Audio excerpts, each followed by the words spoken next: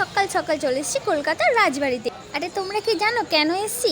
কারণ কলকাতার রাজবাড়িতে নাকি 1 এপ্রিল থেকে 4 এপ্রিল পর্যন্ত রাজবাড়ির জন্মদিন উপলক্ষে নাকি দারুণ একটা অফার চলছে।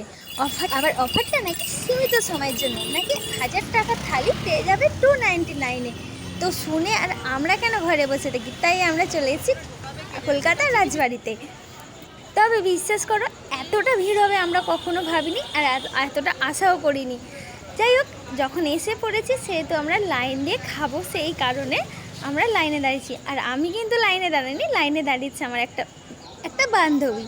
তবে হ্যাঁ, এইখানে যদি লাইন দাও, বিশ্বাস করো কখন যে খাবে তোমরা জানো না, কারণ প্রচণ্ড লাইন। দেখো, এই মেন রোড টপকে গেছে, আর আমার বন্ধুরা মেন রোডের ওই দিকেই দাঁড়িয়েছিল। আর এত পরিমাণে এখানে রোদ ছিল, একটু ছায়া দাঁড়ানোর মতো জায়গা ছিল না, সেই কারণে আমি নিজেই একটু নিজেকে রোদ থেকে বাঁচানোর জন্য ছায়া খুঁজছিলাম। অবশেষে আমি একটা ছায়া দাঁড়িয়েছি, আর এখানে আমি বসে আছি, কারণ ও ওখানে দাঁড়িয়ে আছে। দেখো কতটা লাইন আমাদের এগিয়ে এসছে। আর সত্যি কথা বলতে আমি প্রচণ্ড বিরক্ত হয়ে যাচ্ছিলাম, তাই আমরা এসছি এখানে 1টার সময়, আর এখন বাজে অলরেডি 3টে। সেই কারণে ওকে বলছি চ আমরা বাড়ি চলে যাই, আমরা আর খাবো না। কিন্তু ও বলে যে না, আমি যখন এসে গেছি আমি তো খেয়েই যাব। বিশ্বাস করো, টাকা দিয়ে খাচ্ছি, কিন্তু এতটা কম অফার চলছে বলে না এত পরিমাণে ভিড়। আমি একটু বারের জন্য ভাবিনি যে এতটা ভিড় হবে। আমি মানুষটা খুব ছটপটে, সেই জন্য আমি এক জায়গায় দাঁড়াতে পারি না। ও দাঁড়িয়ে আছে আর আমি এদিক ওদিক। আর দেখো, এই দাদাভাইটার নাম ডাকছে সবাইকে, আর ওখানে নাম লেখানো হচ্ছে। আমরা আসার আগে এক ব্যাচ অলরেডি খেতে বসে গেছে, আর 100 জনের নাম নিয়ে নিয়েছি, কারণ ভিতরে 100টাই সিট আছে। যাক, দীর্ঘ 4 ঘন্টা লাইনে দাঁড়ানোর পরে আমাদের মানে কপালে এলো সেই আনন্দের সময়টা, যেটা আমরা ভিতরে ঢুকতে পারলাম অপেক্ষার অবনসর। আর ঢুকতেই দেখি এইরকমভাবে বরণ ডালা সব দিয়ে এখানে নাকি আপ্যায়ন করা হয়। ভিতরে যেতে না যেতেই আমাদেরকে একটুখানি দাঁড়াতে হয়েছিল, তারপরে আমাদেরকে বসার সিট দিয়ে দেয়। আমরা 2 সিট নিয়েছিলাম, কারণ আমরা দুজন গিয়েছিলাম। আর আমরা দুজনে বসে ভিতরে অ্যাম্বিয়েন্সটা একটুখানি ভিডিও করে নিয়েছিলাম। দেখো ভিতরে অ্যাম্বিয়েন্সটা কত সুন্দর না।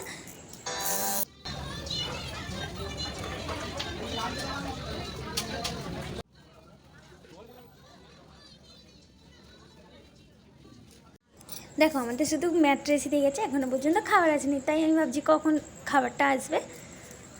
এরপরে আমাদের দিয়ে দেয় 2টো জল, ঘি আর নুন।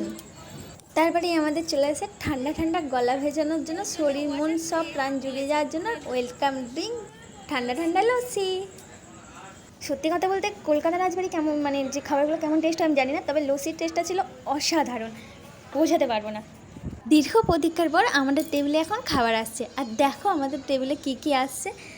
ভাত আসেনি, এদিকে তরি তরকারি সব এসে গেছে। এটা আমরা সবাই মিলে খুব হেসেছি, কারণ আমাদের পাশে যারা ছিল তারা বলছে তোমরা এই দিয়েই খাও, তোমাদেরকে আর ভাত দেওয়া হবে না। প্রথমেই দিয়ে দিল সোনামুগ ডাল, তার সাথে পনির, এঁচুড় কষা, আরও কত কি। তারপরে অবশেষে এসে গেছে ফাইনালি আমাদের ভাত। আর স্টার্টার আইটেমটা ওটা বলেছে পরে দেবে। চলো তোমাদের সাথে এটা শেয়ার করি কী কী ছিল। প্রথমে ছিল ভাত, ঝুরঝুরে আলু ভাজা, তার সাথে একটা বড় পাঁপড়, আর ওখানে ছিল পোলাও, বেগুন ভাজা আর শশা।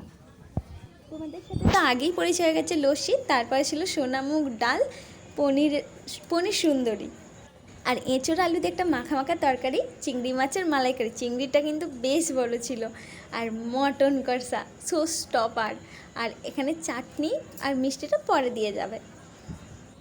এই পুরো থালিটা হলো 299, 1000 টাকার থালিটা দিচ্ছে আমাদেরকে 299-এ। তবে এখানে ভাত আর পোলাওর কোয়ান্টিটিটা একটু কম ছিল, আমাদের জন্য ঠিকঠাক আছে, কিন্তু একটু বয়স্ক লোক ছেলেদের জন্য এটা ঠিক না, ওদের জন্য এক্সট্রা ভাত নিতে হবে, তার জন্য পে করতে হবে।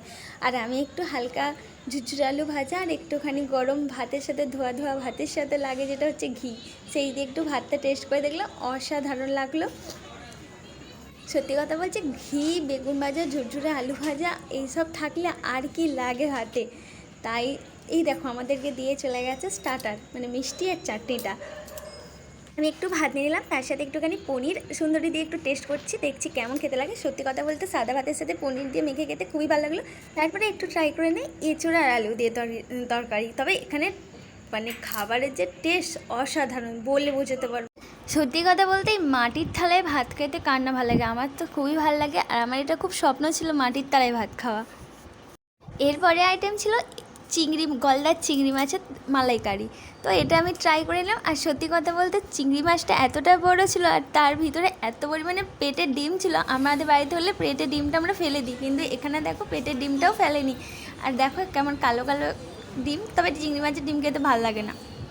আর যেটার জন্য আমাদের ওখানে যাওয়া শো স্টপার মটন। আর এটা ছাড়া কার না ভালো লাগে বলো? তোমাদের কার কার মটন খেতে ভালোবাসো আমাকে কিন্তু কমেন্ট করে জানো। আর মটনটা সেই হয়েছিল, আমি তো খুব ভালোবাসি। এরপরে আমরা খেয়ে নিই চাটনি, পাঁপড়, মিষ্টি। আর খাওয়া দাওয়াগুলো সত্যিই খুব ভালো ছিল, তোমরা এখানে এসে ভিজিট করতে পারো। আর খাওয়া দাওয়া হয়ে যেতে আমরা বসেছি আমাদের, কারণ বিলিংয়ের সব কিছু গেছে, এখনও বিল দিয়ে যায়নি তার জন্য। আর বিল পেমেন্ট হয়ে গেছে, তারপরে মৌরি খেয়ে চলে আসলাম বাড়ি যাওয়ার উদ্দেশ্যে। দেখো এখনও পর্যন্ত এত লাইন, ভাবতে পারিনি এত লাইন এখনও থাকবে বলে। আর এক মুঠো নিয়ে চলে এসেছি আবার বাইরেও। আজকের মতো টাটা, দেখা হবে নেক্সট ভিডিওতে, বাই।